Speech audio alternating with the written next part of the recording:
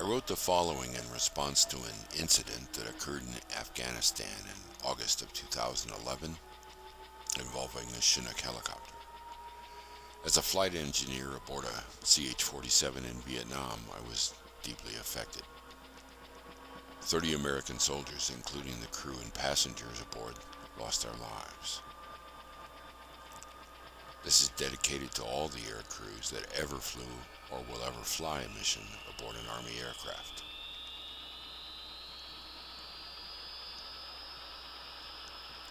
I will travel the world in the name of freedom. I will share my food with children. I will mend what injuries I can. I will rebuild what I can with my meager resources. I will help provide comfort and safety to all that are deserving. I will turn my wrath on those that are not. I know the joy of a hot shower or a hot meal, of a letter from home, or of a few hours of uninterrupted sleep.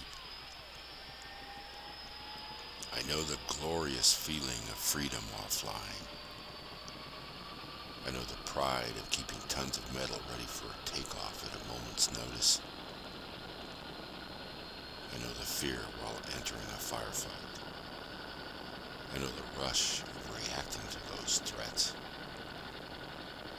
I know what it takes to pull the trigger. I know the strength that comes from my buddies. I know the expectations of them and my country.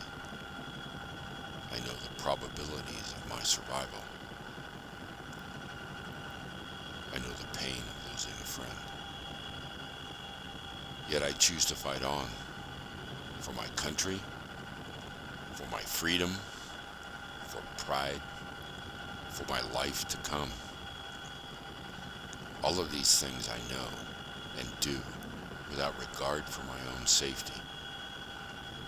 I would gladly give up my life and all that I have for my buddies, my family, my neighbors, my friends, and millions I will never know, as many of my compatriots have done before me. All I ask is that you remember me. Do not let me go in vain. Celebrate my victories. Celebrate my family. Celebrate my country. Celebrate the freedom I have helped preserve. The sounds you hear in the background are instantly recognizable for anyone who has ever flown on a CH-47 Chinook helicopter. The photographs were taken during the Vietnam War by members of the 243rd Assault Support Helicopter Company stationed in Dong Pichin, just west of Cam Ranh Bay. It was a group of young men that spent their days and nights maintaining and flying their aircraft in support of countless units throughout the two-corps area. We moved everything from troops to artillery and supplies, assembling everything for hilltop fire bases, as well as lifting downed Cobra and Huey helicopters for a sling load back to base. Most returned home from the tours,